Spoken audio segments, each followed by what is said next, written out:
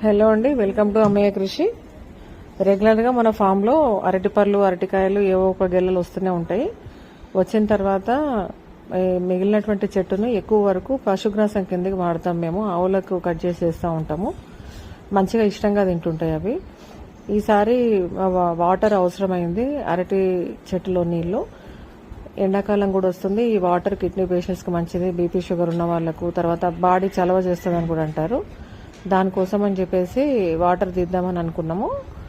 దాంట్లో భాగంగానే ఇది పెద్ద వెడల్పు మొద్దు కూడా కాదు, బాగా లావేం లేదు, యావరేజ్గా ఉంది మొద్దు కూడా, ఎక్కువ వెడల్పు లేదు.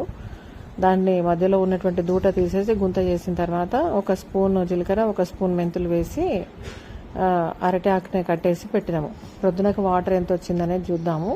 యాక్చువల్గా ఈ వాటర్ అనేది మంచిది, బాడీ డీహైడ్రేట్ కాకుండా కూడా ఉంటుంది. తర్వాత దీంట్లో మనము జీలకర్ర, మెంతులు కూడా వేస్తాం కదా, దాని ఔషధ గుణాలు కూడా దీనికి ఎక్కువగా వస్తాయి. ప్రకృతిలో సహజ సిద్ధంగా లభించేటటువంటి ఔషధ గుణాలు ఉన్నటువంటి ఏదైనా కానీ మనకు అందుబాటులో ఉన్నది మనం ఉపయోగించుకుంటే చాలా మంచిది అనేది మా ఉద్దేశము.